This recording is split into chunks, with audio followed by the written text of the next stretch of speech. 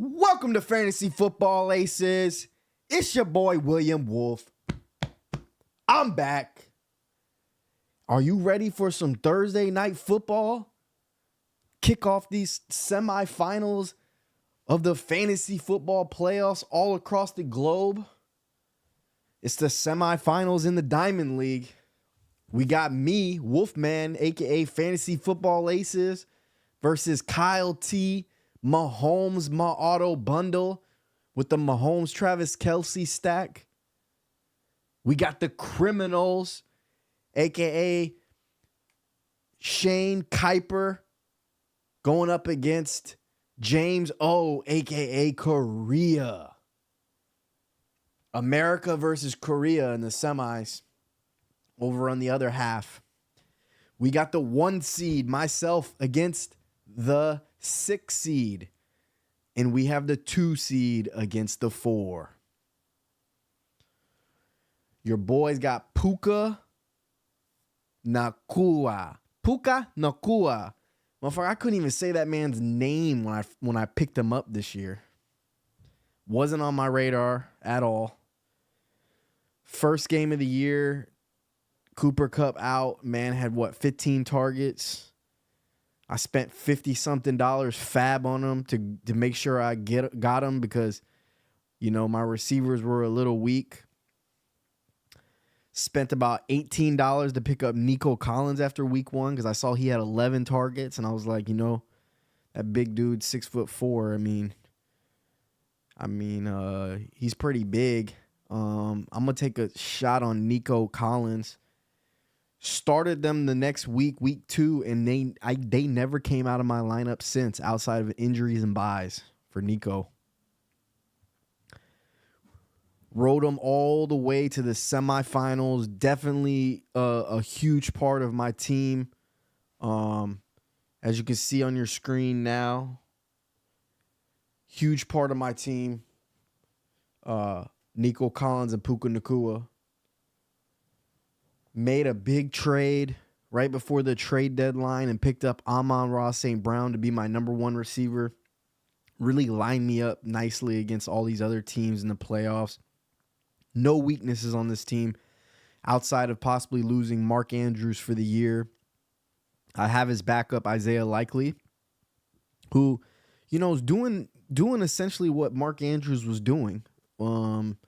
I don't think he's targeted as much. Mark was getting, around 9-10 targets a game. But Isaiah, back-to-back weeks with a tutty, looks like the most reliable target for Lamar right now. In a game that they're going to be trailing against San Francisco, I expect Isaiah to do just fine. We don't need him to, blow up. He's not a guy that we absolutely need. But we need him to contribute, and if we're lucky, we get another touchdown out of him, Maybe they're playing a little chase against San Francisco, having to pass it every down. All that heavy run scheme that they've been essentially using all year, it ain't going to fly against San Fran. They're going to make Lamar air it out, And San Fran's been a little vulnerable against the pass this year. That should be an interesting game. A big night setter on Christmas Day to end the semifinals. I'll have Likely going as my last player. If I'm lucky, I won't need any points. Because even if I need 1 point out of Likely, I'll be nervous. I can't even lie. But, hopefully I don't. We got... Oh, this is this shit. It's like red as hell on that. What is that? I got to look at that. Javonte Williams. Let's see here. It's easier to see on my phone. This shit's super red over there. Oh, because it's snow. That's why. That's dope. So Javonte is going to be in a snow game, apparently, against New England.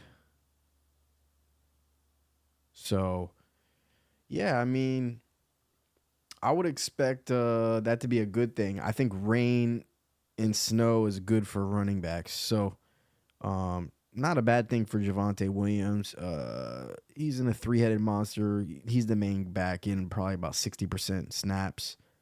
You can kind of compare him to DeAndre Swift as far as like the volume is concerned, but DeAndre is in a better offense with a better offensive line. So DeAndre is better than Javonte, but you can argue that they don't do the tush push in Denver, so Javonte is a little bit more valuable, possibly on the goal line.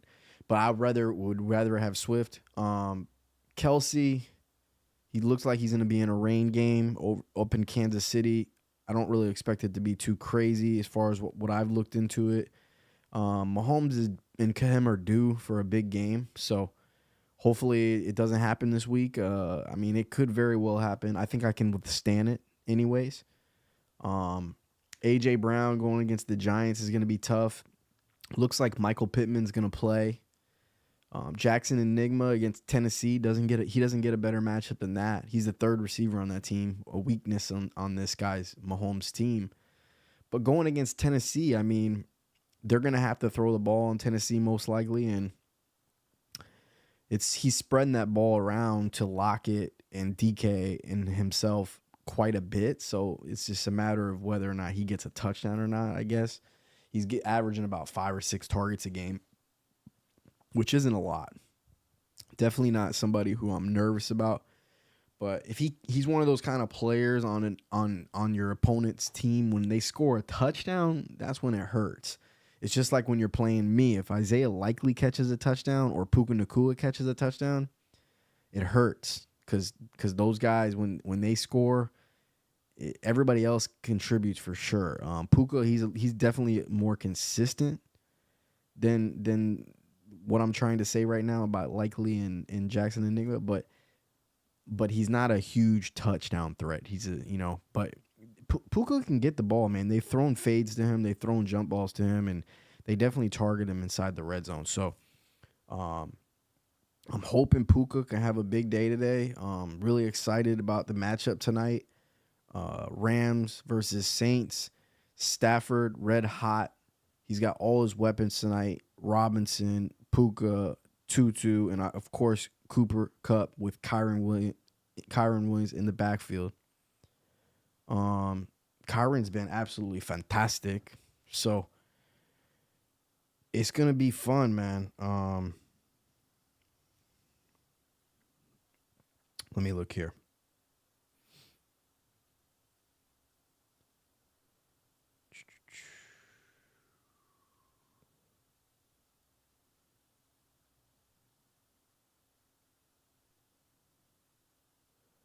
Just wanted to make sure we're live. I got to say, early in the season, you told me to hold on to Raheem and not trade. And in the semifinal now, and not needing another big game for him. And now needing another big game from him. Thanks for the wisdom. I got Likely and Rice off of waiver wire late in the game, and it's been working well so far. Hey, man, good shit, bro. I mean, I've just being truthfully honest about this shit. I'm not going to toot my own horn here. There's been some things that I've been wrong about this year. There hasn't been much, though. I was dead on right about Bijan Robinson before the year started. I caught a lot of slack for that, about my take on him. And I was 1,000% right about Bijan. I said he would be a good back. I said he'd be possibly a top 12 back. But where he was being drafted, way too fucking early. I knew you could not trust Arthur Smith. I knew that it was going to be a Cordell Patterson, Tyler Algier split. And fortunately enough for Bijan, Cordell Patterson missed much of the year with injury. But, you know, he's healthy now. And you saw what happened last week. That was a fucking disaster, man. In the playoffs, you lost if you started Bijan last week. So, one thing I've been right about is Raheem fucking Mostert. I've been a big bull with Raheem. Even through this Achane shit, all the Achane stands out there. I saw last week, the week prior to that, when Achane came back, everybody in the fantasy community has Achane ranked as a top 12 back. They had Raheem Mostert ranked in somewhere in the late teens or in the 20s. And I laughed at that because I'm like, man, like, are these dudes even watching football? Like, you got to turn on the tape because Raheem looks fucking great. And I'm not even trying to rhyme right now. The man, it looks like prime Raheem Mostert when he played for San Francisco and he beat up the Packers in that NFC Championship. If you go turn on that tape and then you go turn on the tape of Raheem Mostert this whole year, you'll see that Mike McDaniels wasn't going to just throw this man to the side. They've stuck with the game plan. They want to ideally keep him around 55 to 60% snaps, but he is the goal line back, primary goal line back, hence him having 18 touchdowns. And I told you, when something works, you're not going to go away from it. You're not going to all of a sudden have 8 little tiny-ass Achane come in to the system and say, okay, we're going to stop giving Raheem the ball who's scoring and give it a shot with Achane. Yeah, they do it sometimes, like I said, when they get a big play down inside the 5-yard line and they want to keep the same package in. They don't want to substitute because they don't want to give the defense an opportunity to substitute. So they get to the line of scrimmage and run a play, and then Achane scores a touchdown. Yes, that can happen. But ideally, their package, they want to have Raheem Mostert in the game, hence 18 touchdowns.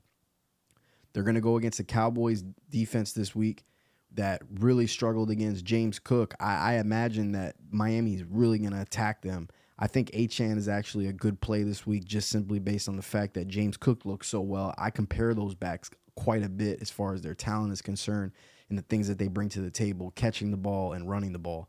But Raheem, he's gonna do his thing, guys. I'm as confident as I ever been going into this week with Raheem Mostert. Like this man said here, he brought us to the semifinals. Me myself, I credit Raheem Mostert 1,000% to me making to the semifinals.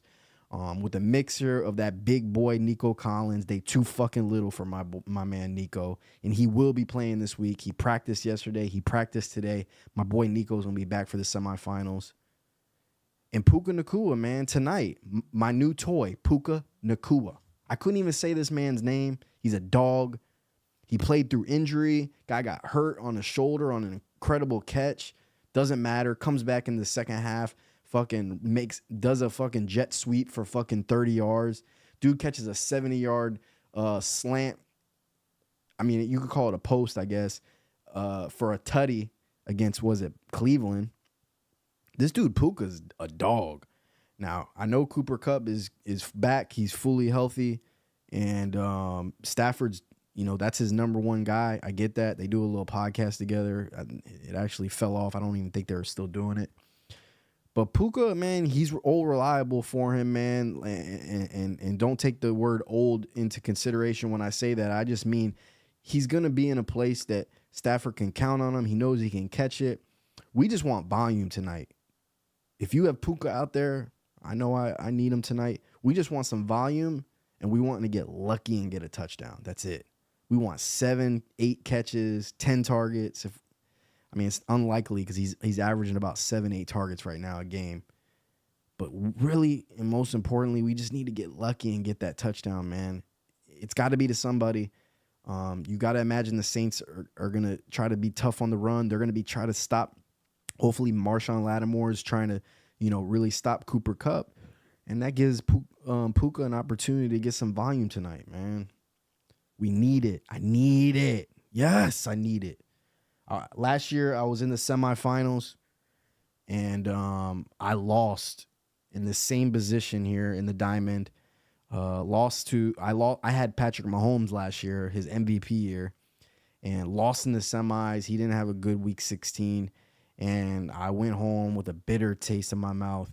We're here again in the same spot a year later, and I'm going against Mahomes this year. So, God, it would fucking suck if he balls out this year and fucks me up on Christmas too, because it is on Christmas Day that he'll be playing.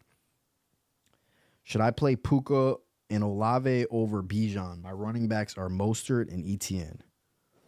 Etienne's going against Tampa Bay. That's a very, very tough matchup, but I don't know. I honestly haven't followed the health of Levante David and Devin White. If Levante David and Devin White aren't playing, they've been banged up, then Etienne should be just fine. You're going to start him no matter what, like you said. I don't really understand your question, the figure report, because you say, should I play Puka and Olave over Bijan? Um, I guess what you mean is you can you essentially want to. You're asking me which 2 out of 3 would you start? It's really really tough, man. I wouldn't want any part of Bijan, dog. Like I just meaning not this week. I wouldn't want any part of him. I just wouldn't want to be having to put up that decision every fucking week because you just can't trust Arthur Smith. You don't know what the fuck he's gonna do. This man literally had 7 carries last week.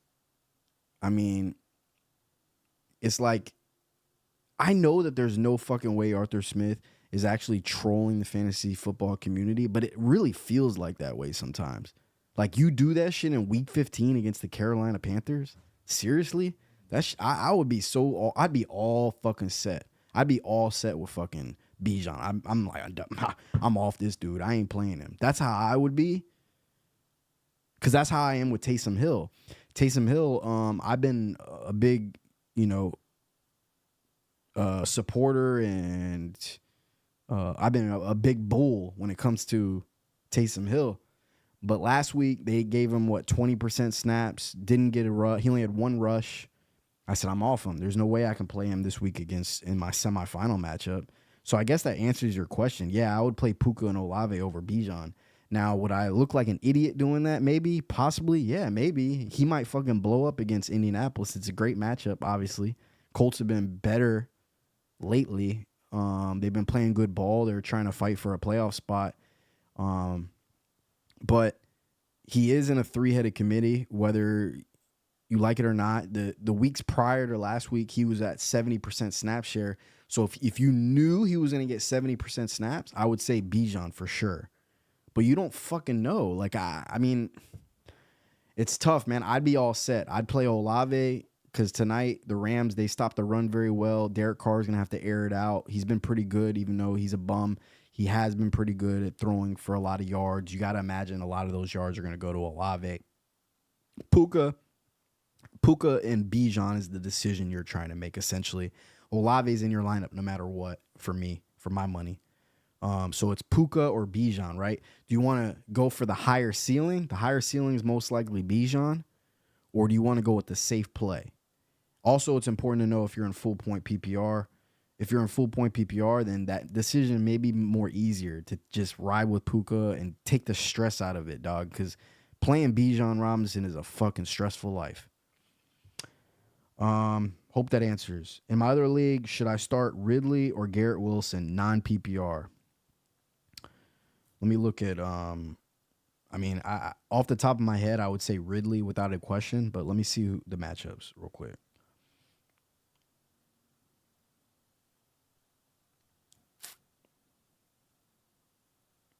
I need to fucking turn the air down. I'm hot right now, too. I guess I'm going too hard. Jets against Commanders. Oof. No wonder you asked me this shit. Oh, Lord. The Commanders. That's like the one fucking team that I would have. That is funny. I think the Jags got a tougher matchup. Yeah, the Bucks. Oh, wow. Two Mickey Mouse matchups. What's the over-unders? Man, I probably would go with Garrett Wilson, and I would have said Ridley every single time you would have asked me any other week. But since he's going against the Commanders, I mean, your biggest worry is that Breece Hall like blows up and Garrett Wilson doesn't get the ball. But you've seen every big number 1 receiver go up against the Commanders and ball out. So, to me, it doesn't matter who the quarterback is. They're going to target Garrett Wilson, and Washington's not going to be able to stop it. Ridley, they like to spread the ball a lot more in Jacksonville. You never know if that kid Washington's going to get the ball. You don't know if Zay Jones is not playing. Yeah, and then you got Ingram's. I don't think you could lose there, man. I don't know if which way I'd go there. I probably would probably go with Garrett Wilson. But I think I'd be happy either way. You said 9 PPR. what's the high, who has the higher over under? The Bucks are playing for a playoff spot. Yeah, man, I would go with Garrett Wilson because the Bucks are playing for a lot more. The Washington Commanders, they're on like get the season over with mode, right? I think Garrett, if he has a chance to have his best game of the year, it's this week, right, against the Commanders. So I would go with Garrett Wilson there in that matchup. I have Cup and Puka. Do I replace Puka with Swift so that there is not so much riding on the game tonight? Full point PPR.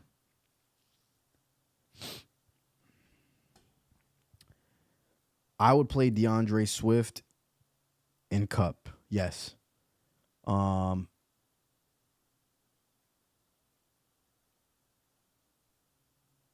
would play Swift because they're going against the Giants. And I think that Swift is going to have one of his best games of the year this week. I think that he's going to they're 10-point favorites. They're going to lean on him a little bit more. I imagine he gets between 18 and 23 rushing yards, 18 to 23 carries this week. Ideally, he breaks one of those for a touchdown. Obviously, you want to avoid him the tush push, but he's getting the goal line carries anywhere from 3 yards out. So if you're first and goal from the 3, he's going to get that carry. I don't think the Giants I think they're going to get pushed over in this game. I think the Eagles are going to be really hungry in this game after, these losses that they've taken and all the shit they're taking in the public. They're going to be at home. They've dominated the Giants the last three games they played them last year. They went 3-0 against them last year, beat the shit out of them in the playoffs, beat the shit out of them every single time they played them. I think that it's a great spot for DeAndre Swift. He's looked great this year. He just really hasn't gotten the opportunity. He could have scored twice last week, but got stopped on the 1-yard line both times and got the tush push on him, vultured. And I agree with your thought process. I would probably just go with one of those guys and, Cup's the 1A to Puka 1B. I also don't mind you playing both of them, though. I really don't. Full point, especially in a full point PPR format.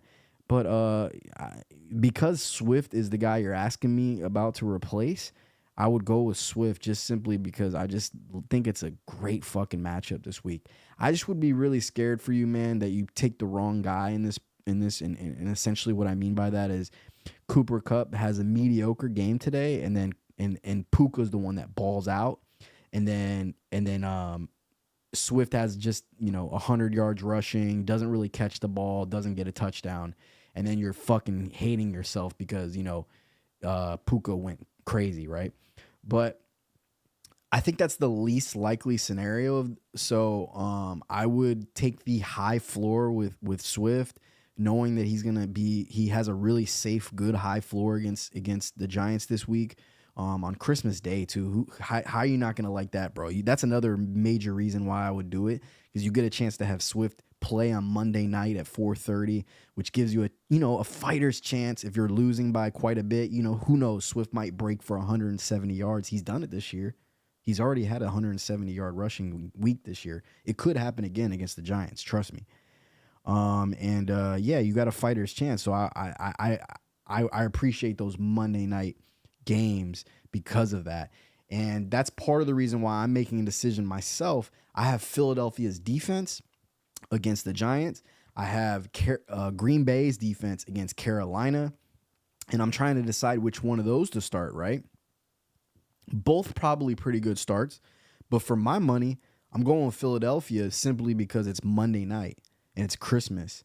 And if I'm losing, at least I have a chance. You know what I mean? I get to watch it. And I get to cheer for the last hurrah, the last puncher's chance. I'm going to be going against A.J. Brown, so I'm going to have DeAndre Swift and Philadelphia's defense going against A.J. Brown. And you know what? I'll take that chance. You know what I'm saying? Like, that's the fighter's chance I'm going to have. And I think DeVito is going to get sacked quite a bit. I know Philadelphia's defense has been bad, but they've been vulnerable against the pass. And DeVito and the Giants, they're not beating people with the pass. They're beating people by running the ball. And when I say beating people, that hasn't happened very much either. They just had a couple lucky games against the Patriots and Packers. But Um, I think that having that Monday night game is a reason to get a player into your lineup, man, because you get a chance to fight the last hurrah, right? Commanders made Tommy DeVito look like Steve Young. I mean, he still didn't have a lot of yards in that game, but yeah, that's right. He's I think he probably only had like, I think that was probably his best game as far as how many yards he had. But that's right. Like the Commanders are the worst. Um, what about Browns or Bears D? No Stroud. I like both of those a lot, man. And I don't want to go into too much detail about this, but I'll say this, that um, the Bears defense is top 3 defense in the NFL right now. That's not debatable. And I'm going off health. They probably would only be like top 5, top 7 defense in the NFL if everybody was fully healthy. But we're week 16 in the year. Not everybody's healthy. The Bears are healthy. They lost their D end 2 weeks ago, the game before the Cleveland game. But they replaced him with depth. He wasn't that essential of a piece anyways. Their whole secondary is healthy. Their linebackers are healthy. Obviously, Montez Sweat comes into town. The Bears defense is fucking legit. They're top 3 in the NFL right now in week 16. I love the matchup at home against Arizona in the rain. It's probably going to rain. I don't think that you could go wrong in those two. I would go with Chicago because they're at home. I always consider that when it comes to defenses. Hence, me picking Philadelphia at home against the Giants versus the Packers on the road against Carolina, right? And the reason being is because the most essential part of a defense at home is you get the crowd yelling on third down, right? So there can't be any communication. When you're on the road, the teams are quiet, or in Carolina's case, in Carolina, there's nobody there. So you can hear a pin drop. It's like the fucking COVID-19 season where there's no fans. But the point I'm making is the defenses are better when the crowd is on your side, yelling on second down ideally, but third down for sure, where they can't get communication. Obviously, Kyler Murray is a much better quarterback than Case Keenum for Houston, but in my opinion, the Bears have just been so fucking good the last 6 weeks in fantasy.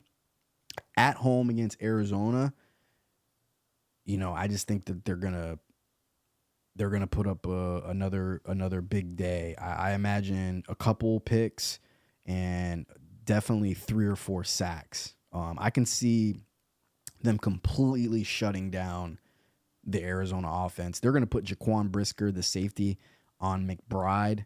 When they play zone, they got big linebackers, Tremaine Edmonds and TJ Edwards, who are going to, they're going to body McBride. They're going to make it difficult on him. I know Njoku had a good game against the Bears, but that shit was kind of fluky. His one touchdown was kind of fluky on the third down with major coverage, Brisker on him with barely getting his feet in bounds. That was an incredible play. I'll give him credit. And then you had that last play on 3rd and 15 where he caught the over route, the crosser for about 40 yards. Now, if you take away those 2 plays, Njoku had a really bad day.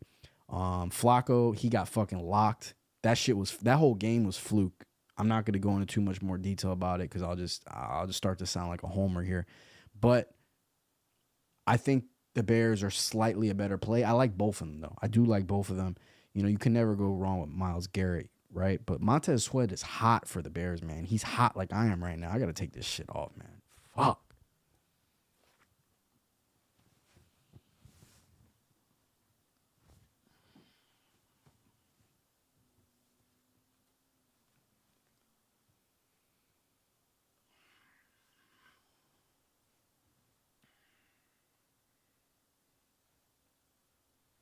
All right.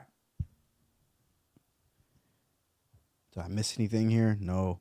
Jay says Cleveland or Eagles defense, Monty or Ty Chandler if Madison is out. It's looking like Madison is going to be out. I would go with Ty Chandler. you're talking to a guy. I don't know if you follow the channel, Jay, but I'm a volume guy. Uh, and let's assume Madison is out. I love the volume. I know Detroit is 31st, 32nd defense in the NFL against running backs, but I think that is a little overrated. I saw the Bears have success running the ball on them. I follow them quite intensely, and I think that their defense against running backs is only so good because they're so vulnerable against the pass, and teams just find themselves funneling to the pass game and beating them through the air opposed to running the ball. But I always will take the volume. My biggest concern with your question, Jay, is that Monty's probably the reason why you're in the semifinals right now, and I'm a loyal son of a bitch. So I can understand you rolling with Monty because Ty's just some little hoe you picked up right recently. That's the side chick. So if you want to roll with if you want to roll with Monty because that's the man that's got you in this position that you're in right now, do it. But realize that, Gibbs is the man in that offense at this point in the season now. At this point in the season, go Google snaps, Detroit Lions snaps, and then you're going to see a website called The Football Guys. Go to that, look at Detroit Lions. You're going to see Gibbs is the lead back in this, and that's taking away the eye test, what you're seeing with your eyes. He is clearly a 60 to 30% share. Monty, he's probably the goal line guy in certain situations, but if Gibbs is in the game and they get inside the goal line, they're not going to take him out to put Monty in. And Gibbs has been that much better than Monty lately. You could see that with your eye as well. We all know that because his talent, we knew that going into the season. But Monty has been a safe player this whole year. Minnesota's really good against the run. Detroit's really good against the run. I think both of these teams are going to be passing more. And if that's the case, don't you want the guy who's catching the ball more? I think Ty Chandler could probably rack himself up 6 catches in this game as the primary back, getting 80% plus snaps, the 3-down horse dog. I'd go with Ty Chandler, man, but I understand loyalty if you want to roll with Madison, man. I get that. Let's go to the fucking matchup.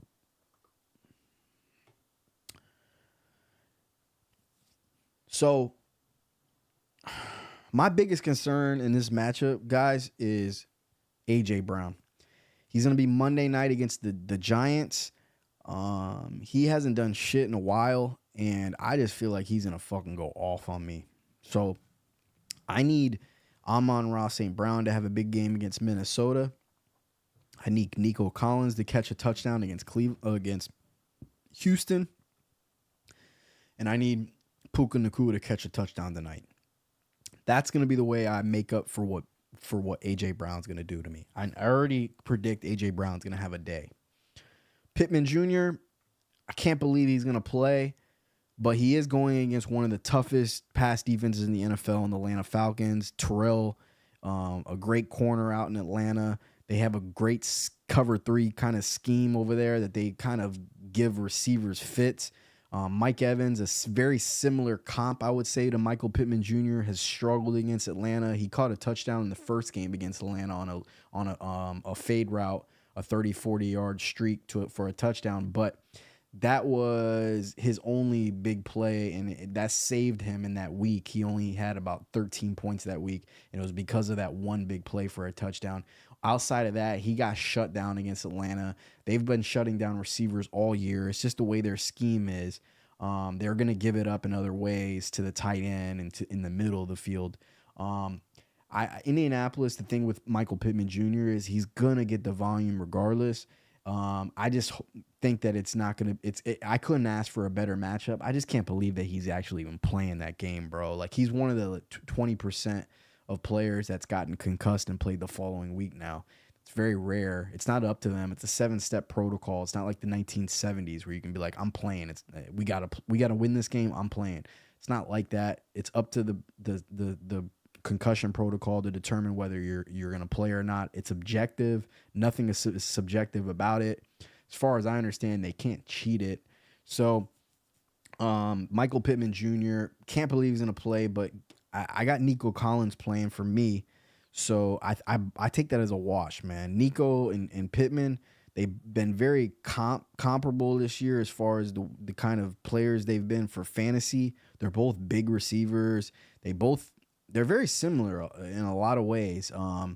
They're both the number one receiver right now with essentially no comps because obviously Tank Dell's out now and there's really nobody else in Indianapolis. I mean, Downs, he had a little bit of a run, but he's disappeared. So that's a good little comp right there. And then Puka versus Jackson Enigma. I'll take Puka all day. So we need Puka to have a touchdown today for sure, man. And out there, whoever asked me that question about Puka and Swift, I would say ride with me on this Puka shit. But lucky for you, you got Swift and I got Swift. So we're going to ride together regardless. Let Puka rest. Start Swift, man. I got more confidence in Swift this week than Puka. And that kind of answers your question, I think. He's got Derrick Henry, who had a shitty week last week. He's going against one of the top 5 worst defenses against running backs this year in Seattle. I expect Derrick Henry to get a touchdown this week. I'm just hoping it ain't 2 touchdowns. And I don't think he'll have a lot of yards. That's the good thing I have going for me. As I think he'll have like a 50 yards rushing on like 16 carries with like 1 tutty and no catches or maybe 1 catch. So I'm hoping it's like one of those kind of games. I can tolerate that. He'll have like 11 or 12 points. And but I don't think I think it would be very unlucky if Derrick Henry has a massive game this week. Hopefully I'm not unlucky and he gets 2 short yardage touchdowns, like 2 1-yard touchdowns, because that'll be his path to having like a 17, 18, 19, 20 point game. And that could very well happen. It's the reason why Seattle has been the top 5 worst team in the NFL against running backs. It's not because they're just awful against running backs. It's just because down on the goal line, that's just what they give up. They give up rushing touchdowns. So you saw the Eagles last week with Swift. He got down to the 1-yard line twice, and they were just gapping gashes that he could have easily scored on. One of them, he ran over his own guy, tripped at the 1-yard line. But obviously, they do the tush push now. If that's Derrick Henry and the Titans, they're not doing no fucking tush push shit. They're fucking giving it to DH and either just a lead dive or the other package that they do where he's the quarterback. I don't know why the fucking word's not coming to me. It's going to kill me now that I can't think of it, bro. The Wildcat. Sorry, Wildcat. They'll do Wildcat. So he's dangerous in the goal line. Hopefully, Seattle, I think their defense is very underrated. Hopefully they shut down Tennessee, which is it could easily happen. I don't think Javonte Williams is going to have a good day against New England. I really don't. I think I'd be extremely unlucky if he gets a touchdown. His only path to having a good game is if he gets some kind of touchdown, which I think is unlikely. I don't like it. Travis Kelce and Pat Mahomes, they couldn't have a better matchup against Vegas. They struggled all year. They're not the same duo that they've been in the past, but it is against Vegas. They're at home. Hopefully this weather dictates them running the ball a little bit more with Pacheco because they're going to get Pacheco back. That's my hope in that game. I hope that when they get down in the goal line that they do some bullshit play like they did last week where McKinnon is the quarterback and does essentially a pass, which was essentially a handoff, but a pitch, which they're counting as a reception in the NFL. And then Rashee Rice scored, right? That takes away from Pat Mahomes. It takes away from Kelce. Mahomes in my auto bundle, they're fucking furious. They're not selling insurance. They're angry. And that's what I want. I don't want these guys selling any fucking insurance this week. I want people to fucking get in crashes, and I want people to not have no fucking insurance. I just want them to be pissed off. Fuck Mahomes. Fuck Travis Kelce this week. In the flex, he's going to have Josh Palmer. He's a bum. Buffalo's been really good against receivers this year, especially lately. They shut down CeeDee Lamb and company as good as anybody can. I don't see any way in hell I get beat up by Josh Palmer, man. That would just be a fucking nightmare if this guy does anything against me. I imagine he's going to be the main target, but it's going to be inefficient. I'd imagine, 8 or 9 targets, very inefficient targets, probably like 4 or 5 catches for like 30, 40 yards. And if he gets a touchdown, I'll shoot myself.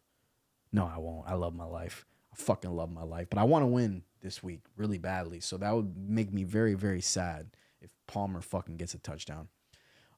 Denver defense against New England. I don't hate that.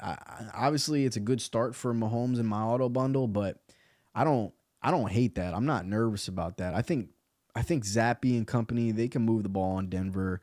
Um, hopefully, I think they'll score 14 points, so that takes you out of that massive territory of holding a team under 13, which will then you just really have to avoid a touchdown at that point, and you don't get beat up that bad. I think that's the territory I'm heading for New England. I think Denver will probably have like 7, 8, 9 points, and I can accept that. Me on the other side, Philadelphia. Dude, man, Danny DeVito, bro. Throw me some fucking picks, baby. Come on, Danny. Come on, Danny. Throw me some picks, papa. Yeah, man, I'm hoping Danny has his worst game of the year, bro. He had a shitty game last week. They pulled him. I'm hoping they do the same thing this week. I hope he sucks so bad and does so many fuck-ups that they got to bring in Tyrod Taylor. And if they do that, by that time, the damage will have already been done. Most likely, I had a defensive touchdown. Most likely, I had 3 picks. Most likely, I had 5 sacks. Philadelphia's got to be angry, man. Matt Patricia, I thought he called a way better game last week than what they've been doing prior to that. They actually really shut down DK Metcalf and company. It wasn't the defense's fault last week. It was definitely Jalen Hurts and the offense's fault that they lost last week. I know they gave up the touchdown late to Jackson Enigma. Ironically, I'm playing against Jackson Enigma. Fuck them. But I think Matt Patricia, he's getting a lot of slack on fucking social media.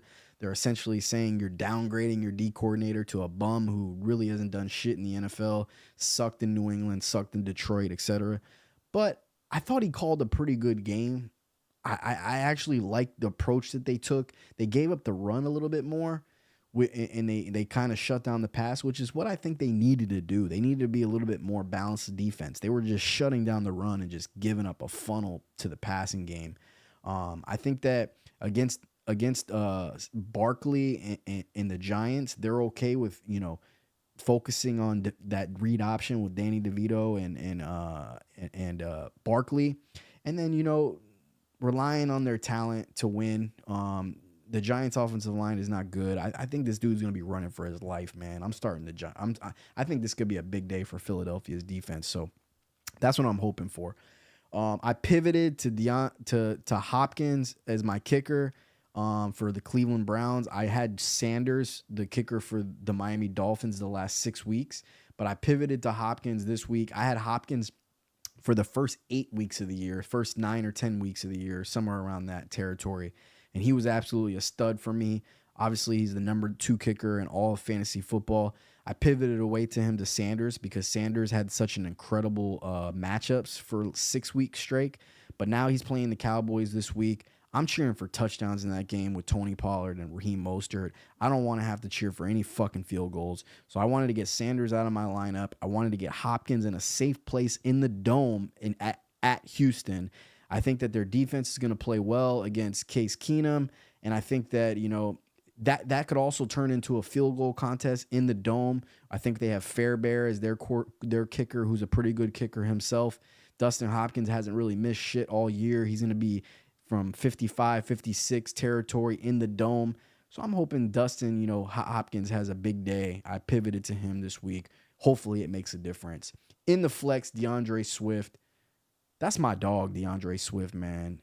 I love DeAndre Swift. If it wasn't for the tush push, this man would have been a top 5 running back in the league this year for fantasy. He really got about 7 or 8 touchdowns stolen from him by Jalen Hurts on the 1-yard line this year. Not to mention all the times that they probably can run the ball on 3rd and 1 or 4th and 1, and he might break one for like 20 to 30 yards. That happens quite a bit in those kind of situations. DeAndre Swift, he's been amazing. He's a top 4 running back in the NFL as far as rushing yards are concerned. His yards per rush has been in the top 5 territory for much of the year. It's kind of faded off lately, but that offensive line is one of the best in the league. They're going against the Giants. I'm really excited about the game script in that game, having a lead. As I said, Philadelphia's defense getting short yardage, short field because they're getting turnovers.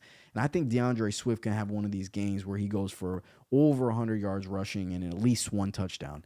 I really feel that way. I'm really excited about DeAndre Swift. I've been looking forward to this Week 16 matchup against the Giants for quite a long time with DeAndre Swift. Moving on to Isaiah Likely. It's a tough matchup against San Fran. I'm a little nervous about it, but he's not somebody I'm actually really relying on to win. So, I'm just hoping I get what I've been getting lately. He's getting about 7-8 targets in that offense. He's getting about 60 yards. If he does that, I'm happy. And then you throw a touchdown on top of it, and I'm eating fucking good. So Isaiah Likely against San Francisco, hopefully in an ideal game script. San Fran gets a lead on them, a couple double-digit lead. Baltimore can't really run the ball as much. It's funneled to the pass game where San Francisco's a little bit more vulnerable. And Likely, hopefully gets about 3 or 4 dump downs, right? Where he has nowhere to go. I see Likely doing a lot of flat routes, essentially, from the tight end position where he's just a dump down guy. I can hope that, Lamar dumps it down to him 3 or 4 times, against San Francisco, who plays zone and is going to give that up, and they're going to come up and tackle him for 2 or 3 yard gains. But, 4 or 5 dump downs like that, they add up in half-point PPR, full-point PPR formats. That's what I'm hoping for Isaiah Likely. If I get a touchdown, it's even better. Tony Pollard, this is my worst matchup on the slate. Going against the Miami Dolphins, they're extremely tough against the run. I think that the upside to this matchup, if I had to give any upside to it, is that Jalen Ramsey and Howard, the cornerbacks for the Miami Dolphins, they don't really play that pass shit. So if Dallas is going to attack them, I think they're going to try to attack them with Pollard, but they're good against the run too. Miami's just a really good defense. In this matchup, I'm really just hoping Pollard gets a bullshit 1 yard or 2 yard touchdown, meaning they get down to the 1 or 2 yard line off a pass interference, or CeeDee Lamb catches a ball and gets down to the 1 or 2 yard line, and then they hand the ball off to Pollard and he gets in there. That's what I'm hoping for in this game. I'm also hoping that this game's very similar to the game against Philadelphia a couple of weeks ago, where they threw 6 or 7 passes to Pollard. That's what I'm hoping for in this game, but I'm not excited about that matchup at all. On the opposite side of things, Raheem Mostert, keep that motherfucking train rolling, dog. We're ready for Dallas. You saw what James Cook did against them last week. I think Raheem Mostert's in store for a massive game. I think 2 touchdowns for Raheem Mostert. I think he's going to have 100 yards rushing. I think they're going to kind of steamroll Dallas a little bit. And I'm excited about Raheem Mostert. My MVP is going to do this week to carry me to the championship. Moving on to Puka, my dog Nakua, my little toy, my new toy. Yeah, Puka, tonight, we need a touchdown, man. We need a fucking touchdown. We know you're going to get your little 8 targets. We know you're going to get your, 70 yards, somewhere around there. But let's get lucky. Let's break one for a touchdown. Let's get that to 100 yards and a touchdown. Because if Puka has a game like he did a couple weeks ago against Cleveland where he had that 70-yard touchdown, there ain't going to be no fucking insurance sold this week from Mahomes and my auto bundle. I'll tell you that much. We're going to blow this shit the fuck out. Let's fucking go. Moving on to Nico Collins. I am so happy that my dog is playing this week. I was worried about the calf. He missed a week early in the year with a calf. Last week he missed a game with the calf because, luckily I had a bye. But I've been telling you all year, if you follow this channel, they're too fucking little for Nico. I don't give a fuck about Denzel Ward for the Cleveland Browns. I don't give a fuck about that secondary. I don't give a fuck about Myles Garrett. Case Keenum knows what time it is.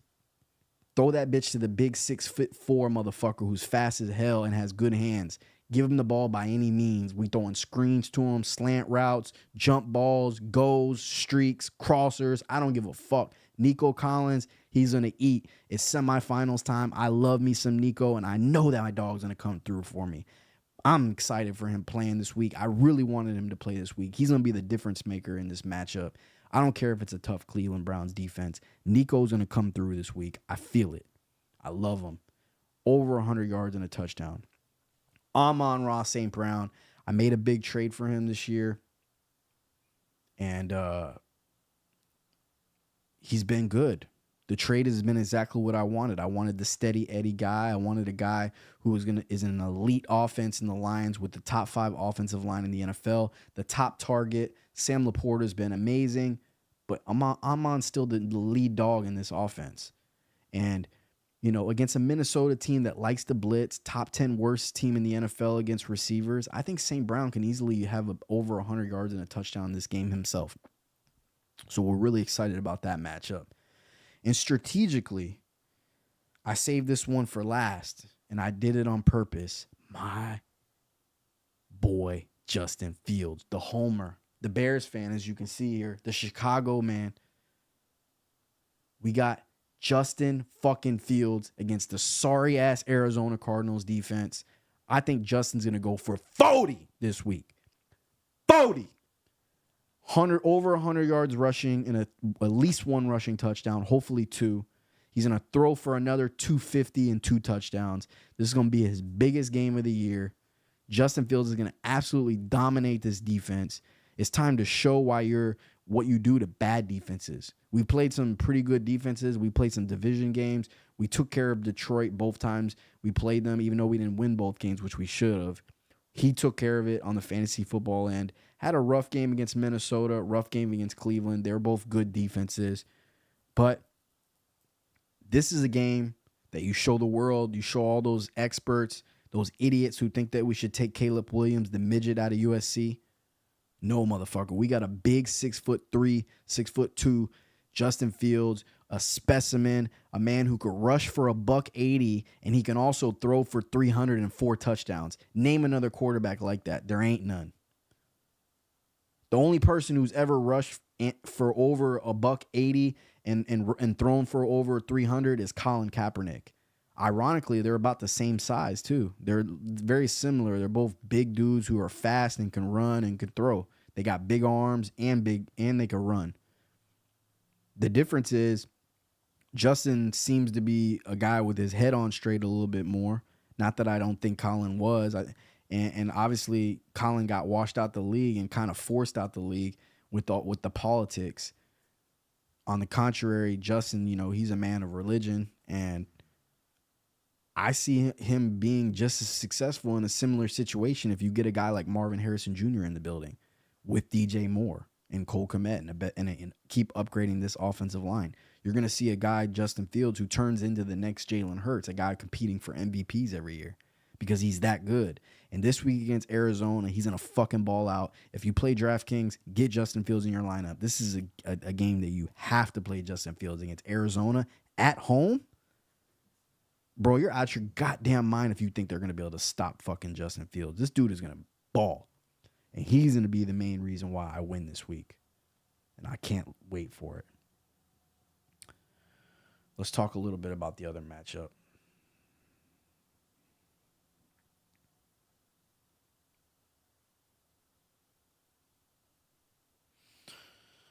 God, I went hard just now, man. I'm sweating. I was spitting so hard.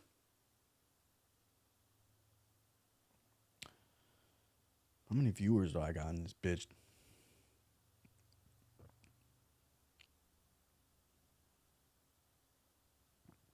Not many. I'll tell you that much. Not many.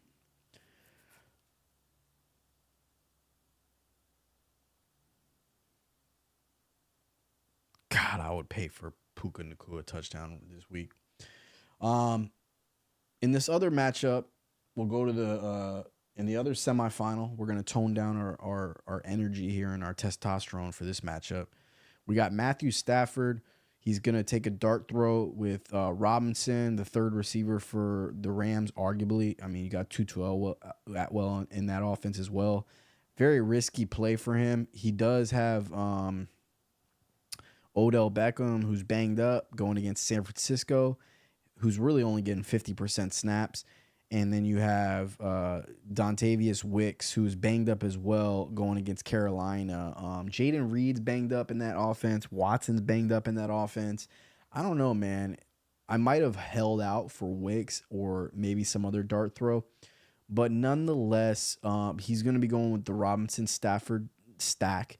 it's a huge dart throw, right? This is kind of like almost like a DraftKings play, right? This guy would only be less around $3,000 in DraftKings, and then you got the other big dogs around him with the Travis Etienne's, the CMC's, the David Montgomerys, and then you got the really this is a really actually an ideal kind of DraftKings lineup. Essentially, you got the CMC, and I'm sorry, you got the Kraft in the Robinson as your little cheap guys that you're trying to just prey upon.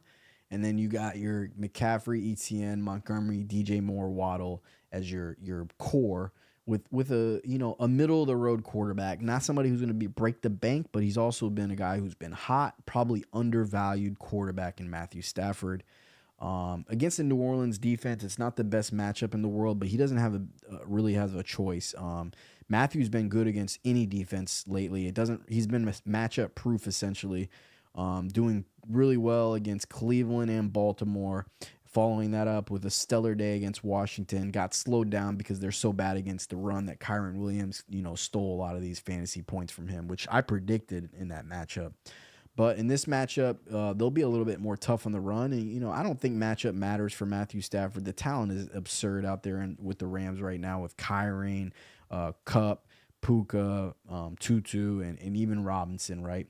So he's taking a shot on him. I don't mind it. It's one of those kind of ones. If Stafford throws a touchdown to him, or hell, if he throws 2 touchdowns to him, Korea's dead. It's over with. He ain't going to recover from that. So it'll be over. It's a really good, knockout punch opportunity. I think it's a really high reward kind of play because let's face it, Odell or Wicks, it's not like they're gonna fucking go off. So I'd rather take a chance that you're on the stack so I don't mind the play.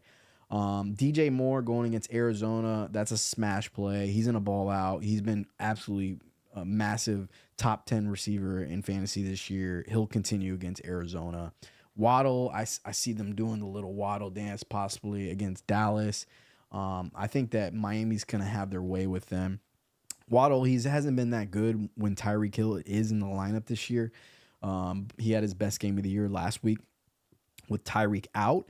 But nonetheless, he's still in an amazing offense. I've said this from the beginning of the year. If you follow the channel, you just want a piece of this Miami Dolphins offense every week. And he has a piece in Waddle, and it's one of those kind of things. You just hope it's a pick me kind of week for you, right? In week 16, the most important week of the year, you're really just hoping it's your time. You got to get lucky. You got to hope that the touchdown goes to you. It goes to Waddle. I'm hoping it goes to Raheem Mostert. That's really just what it comes down to in this week 16. It's a lot of luck, guys. You just want to be part of that offense, though, which he has a part with Waddle. So that's a big time start for him. Etienne going against Tampa Bay. Like I said, I haven't followed Tampa Bay's defense as far as if Devin White and LaFonte David are healthy, the linebackers. If they're healthy, this is a very tough matchup. You're not going to get shit out of Etienne. If they're not healthy, then Etienne, he's going to do what he does. I mean, he's not as good as he was the first 10 weeks of the year, but he's still a solid running back. Good start. Christian McCaffrey, you can't ask for a worse matchup this week than going against Baltimore.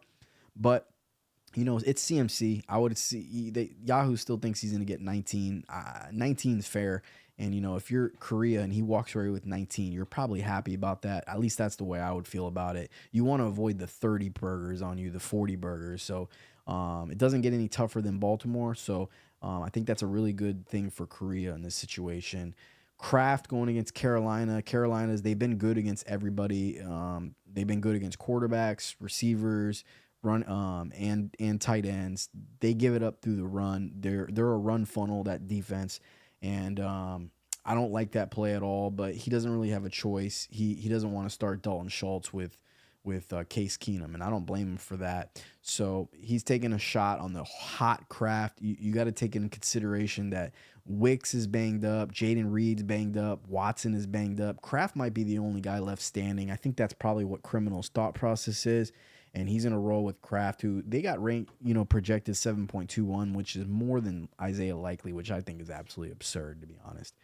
David Montgomery against Minnesota. I hate this matchup, and I hate this player in this matchup. He's a great flex, though. If you're going to play him as your flex, I get it.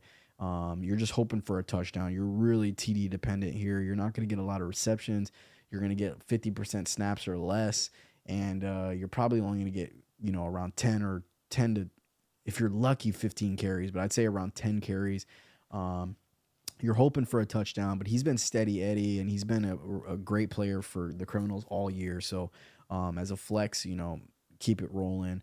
He's rolled with Moody in the New York Jets all year. He's not a matchup guy when it comes to his kicker and defense. He goes with what he finds the math.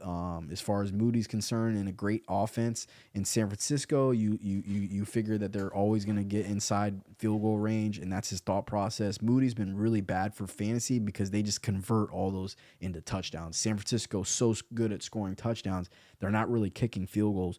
But I guess, this is probably the best matchup you can think going against Baltimore, where you would hope that if you're cheering for Moody, that, they get slowed down in the red zone and have to kick three. But they work against each other because he wants CMC to score touchdowns, right? And I hate when that happens, when you have to root one way or the other, right? It's kind of like, hey, I'm in a big time offense with San Francisco, so I'm going to get points either way. But you take away from your ceiling, right? Because ideally you want Christian McCaffrey to score touchdowns every single time, which is going to be 1 point for Moody every time, and vice versa. Ideally you want San Francisco to get stopped every time, so you kick a field goal, and that means that Christian McCaffrey is not scoring any TDs. So I don't like doing that for ceiling purposes, but for volume, it's not a bad play. Jets, they've been good all year. They're going against Washington. It's a good matchup. They should get a lot of sacks against Sam Howell. Ideally, they'll get a pick. The Jets' defense has actually not been playing as well as they have in the past. It's because they don't have much to play for anymore at this point. They're essentially eliminated. But still, nonetheless, that's a good matchup and a good defense to start against the Washington Commanders. On the other side, we got Josh Allen going against the Chargers with the Stephon Diggs stack. That's absolutely fantastic. I think that could be the difference in this matchup. I think Criminals got really unlucky to play Korea in the semifinals with Josh Allen and Stephon Diggs going against the Chargers. It's just unlucky. And if you're Criminals, you're hoping that kind of what happened like last week with Stafford, where they're playing the shitty Commanders, that they end up running a lot and getting up on them. That's kind of what you're hoping here for the Buffalo in this game, is that they get a big lead and they just lean on James Cook and run the ball, and they don't have to throw as much, right? But that's a big hope. I think Josh Allen and Stephon Diggs are going to have huge games. Mike Evans going against Jacksonville, that's a phenomenal matchup. I think you're happy that Mike Evans had a bad game last week, because that means he's probably going to ball out this week. He's been good all year.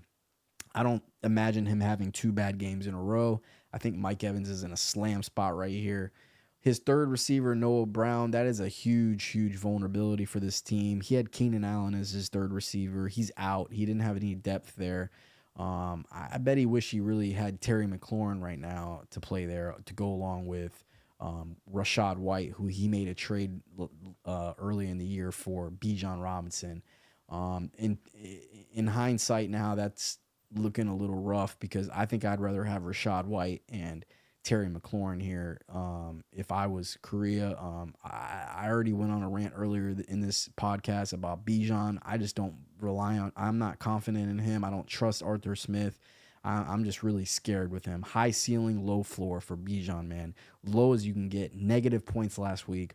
Obviously, he has a huge ceiling of probably 25 to 30 points, but it's very volatile, and I don't want any part of Bijan. I'd rather have Rashad White for sure if I was Korea. I think that was a bad mistake by him in hindsight. Noah Brown, I don't expect him to do much against Cleveland. I know that he was targeted heavily last week without Nico Collins in the lineup. And I guess in theory, if you're Korea, you're hoping, hey, Case Keenum, he likes Noah Brown. He's going to throw it to Noah Brown. He won't throw it to Nico Collins. But that's not the case, man. Nico is the alpha in that offense. I've told you this all year. 6'4", you can't teach it. The man's too big. They too little for Nico Collins. Case Keenum knows who he's going to get the ball to, and it's going to be Nico, and he's going to target him heavily. They're going to put Denzel Ward on him, but that doesn't matter, man. Nico's too big for him, bro. And that's a classic Michigan versus Ohio State matchup, too. So that's extra incentive for Nico to fucking go ham. I hate that start for Noah. I don't think Noah Brown's going to do anything. He even may even get 0. Bijan, against Indianapolis. Great matchup in theory. Like I said, you can't really rely on Arthur Smith, but hopefully, if you're Korea, you're hoping that this week is the week that they get him the ball, right? So, uh, it's a good matchup. Devon Achan against Dallas. We all know how I felt. I've gone on many, many rants this year about that split between him and Raheem Mostert. Raheem Mostert's the alpha dog. Raheem Mostert is the goal line back. Devon Achan's the firework. He's the home run grand slam hitter. If you're Korea, you're hoping that they take a little bit of what the Buffalo Bills did with James Cook, and they try to implement those things with Devon Acham in the passing game. And I think that could very well likely happen. They do like to get the ball, or like to get Devon Acham and Raheem Mostert on the field at the same time, using Devon Acham as a receiver and Mostert as a running back. And I think that they could definitely do that, and I think that there's a possibility of Devon easily hitting a home run. He's got a chance of hitting a home run every single game. I just think that it's a low ceiling, low floor, high ceiling kind of player at this point. He's not getting a whole lot of snaps. He's got turf toe. If it was me, I would probably be getting Singletary into my lineup over him, but he fell in love with Achan, as of most Achan owners have in fantasy football. Those 3 weeks where he went absolutely berserk against really bad defenses. Like I keep telling you guys, against really bad defenses, he did that. They fell in love with him and in that high ceiling, and it's hard to get away from. But for me personally, for my money, I would start Singletary over him. But he's gonna roll with Achan, and like I said, for him, he's hoping that he gets it done through the air, in my opinion, or breaks a long run. Sam Laporta against Minnesota, not the best matchup, but if you're going to beat Minnesota, it's going to be through the air. Sam's been absolutely fantastic this whole year. I would say if you're Korea, it's unlucky if he doesn't have a good game. He's had a good game so much this year. I'm thinking he's running probably 70% on good games versus bad games this year. So I'd be happy as hell starting Sam Laporta every single week. He has a massive advantage having that tight end. Tight end 1 this year, I believe, in all fantasy. Ty Chandler for Minnesota, pure volume play. I would be extremely happy to start him as my flex in a volume-based running back. Detroit, tough matchup, but, he's getting the volume, guys. He's going to catch the ball through the air. He'll get goal line opportunities. I love that play with Ty Chandler. I think that it's a smart play. I think between him and Singletary, they're both volume plays against good run defenses. You could flip a coin between those two, but that's the reason why I would get both of them in over Achane, because they're both 80% snap share guys, goal line back guys, opposed to Achane, who's a 50% snap guy at best, and he's not the goal line back. To me, it's an easy decision, but I get why people are so in love with Achane. I understand their love. It's tough subjectively and with your feelings to get away from a guy who went off for 40 this year, right? He's pivoted to a couple different kickers who I think were good spot starts, Myers or Gay. It's really Gay, this guy. Every time he kicks the ball, it's really Gay, but, he makes them, and he's been solid this year. So Kansas City defense against Vegas, I like that play a lot, and it's on Monday night, and there's going to be some weather. Overall, both semifinal matchups are very, very even, close matchups. I'm rolling with Korea in this matchup, and I said this already. The reason why is because Josh Allen's going against Diggs. It's just a massive, massive advantage this week having that matchup against the Chargers. It's ideal that your best 2-player stack, Diggs and Josh Allen, are playing against a really shitty defense. It's like the only thing better than that would be a Washington defense, but Chargers are right there just being absolutely dreadful against the pass. Christian McCaffrey, on the other hand, and ETN, both tough matchups. You can't ask for a harder matchup than Christian McCaffrey, a guy who you really, in this team, he doesn't necessarily need him to carry him. He has a good team all around, but ideally, you want this guy, at a 19.6 projection to be your lead, the guy that gets the bulk of your points, right? And going against a tough Baltimore defense, it's going to be a down game from him, which means he's going to need everybody else to step up. And the outside of the DJ Moore matchup, his matchups aren't that great across the board. Montgomery against Minnesota, Robinson a dart throw, Waddle against Dallas is not the easiest matchup, and Stafford against New Orleans is not the easiest matchup. So I'm basing my pick this week just based off of matchups, not based off absolute alpha talent on each team. I think Criminals has a better team on paper, but Korea has the better matchups this week. It could go either way, though. It's definitely a coin flip. 113 versus 114 projection. That's as big as a coin flip as it can get. In my projections, it's going to be me versus Korea for a championship. And I'll get Korea in the building if that happens, and we'll do a pod together. And I can most likely get maybe Shane will come through. I'm not sure, but either way, it's gonna be a fun semifinals. I can't fucking wait. We need Puka Nakua to ball out, and I'm looking forward to this game tonight. We need Puka to ball, man. Oh, I got one question, then I'm gonna get out of here. Hello, my 2-week championship starts today, and my QB is Herbert is injured. Start Mayfield or Stafford. I have Kupp and Kyrie Williams if that changes anything. You got Mayfield going against the Jaguars. I would start Mayfield because you're so heavily invested into the Rams guys. I think if you start Stafford, you're going to be boom or bust in that way. I think that I think that if you start, I think Mayfield going against the Jags is going to be a great spot for him regardless. I think that New Orleans is a tough defense, and it's a little bit of a dice roll rolling with Stafford.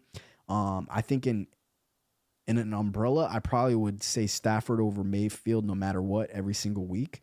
But because you have Kupp and Kyrie anyways, even if Stafford has a good game, it's most likely because it went to those two guys anyways.